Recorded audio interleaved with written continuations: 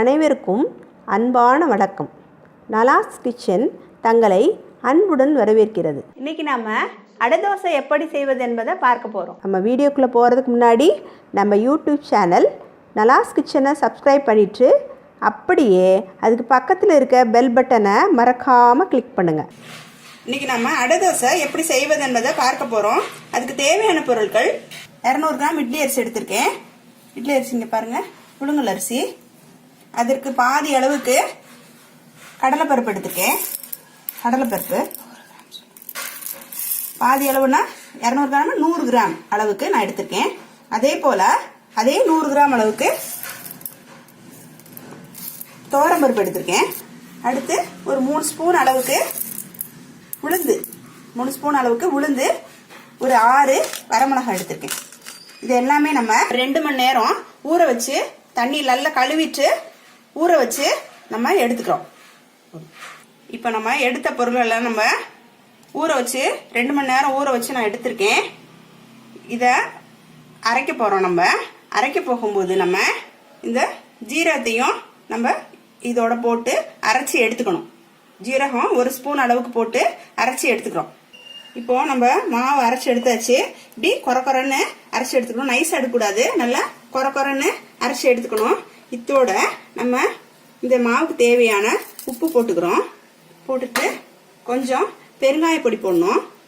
போட்டுட்டு கொஞ்சமாக இந்த தேவையான கொஞ்சமாக மஞ்சள் பொடி போட்டுக்கிறோம். போட்டுட்டு கலக்கி விட்டுக்கிறோம். இப்போ அடுப்பை பற்ற வச்சிருக்கிறோம்.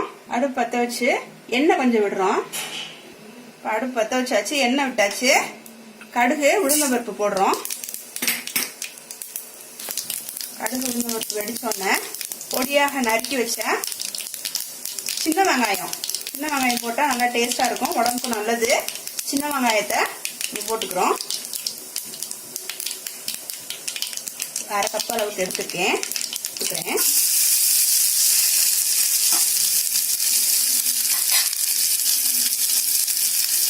சின்ன வெங்காயம் ஒரு 1/2 கப் அளவுக்கு எடுத்துருக்கேன். அதை நல்லா வதக்கிக்கணும். லேசாக வதக்கினா போதும். இந்த பச்சை வாசம் இருக்க வேணான்னு அடுத்து நம்ம எடுத்து முருங்கைக்கீரை எடுத்து வச்சிருக்கேன். முருங்கைக்கீரையும் நம்ம இதோட போட்டுக்கிறோம். முருங்கைக்கீரை இல்லை அப்படின்னு சொல்கிறவங்க கொத்தமல்லி தழை யூஸ் பண்ணிக்கலாம். ஒரு 2 கைப்பிடி அளவுக்கு கொத்தமல்லி தழை யூஸ் பண்ணிக்கோங்க. நம்மகிட்ட இப்போ முருங்கைக்கீரை இருக்கிறதுனால நான் முருங்கைக்கீரை யூஸ் பண்ணியிருக்கேன். லேசாக வதங்கினா போதும். இதோட ஒரு 1/4 மூடி அளவுக்கு தேங்காய் துருவி எடுத்துருக்கேன். அந்த தேங்காயை இதோட போட்டு வதக்கி எடுத்துக்கணும்.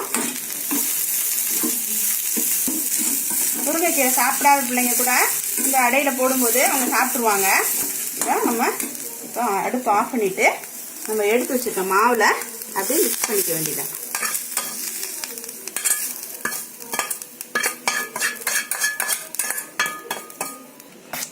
தோசை பதத்துக்கு கலக்கிங்க மாவை. கொஞ்சம் கெட்டியாக இருந்ததுன்னா கொஞ்சம் தண்ணி விட்டு தோசை பதத்துக்கு கலக்கிங்க. இப்போ அடுப்பு பற்ற வச்சு தோசைக்கல்லை சுட வச்சாச்சு. இப்போ அடை மாவை போடுறோம்.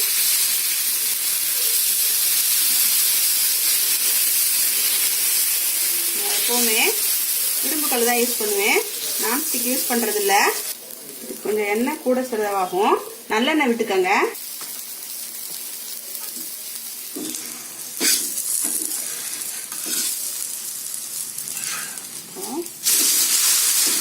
நல்லா வெந்துருச்சு.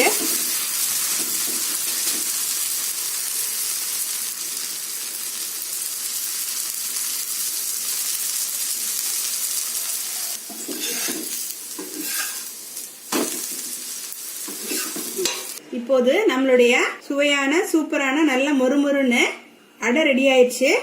அதுக்கு சைடா நம்ம அடை அவியல் வச்சுக்கலாம், இல்லைன்னா தேங்காய் சட்னி வச்சுக்கலாம், பொடி வச்சுக்கலாம், ஜீனி வச்சுக்கலாம், மிளகாய் சட்னி வச்சு சாப்பிடலாம். சூப்பராக இருக்கும். இந்த வீடியோ உங்களுக்கு பிடிச்சிருந்தா லைக் பண்ணுங்க, ஷேர் பண்ணுங்க, கமெண்ட் பண்ணுங்க. மறக்காம நம்ம நலாஸ் கிச்சனை சப்ஸ்கிரைப் பண்ணி அதற்கு பக்கத்தில் உள்ள பெல் பட்டனை கிளிக் பண்ணுங்க. நன்றி.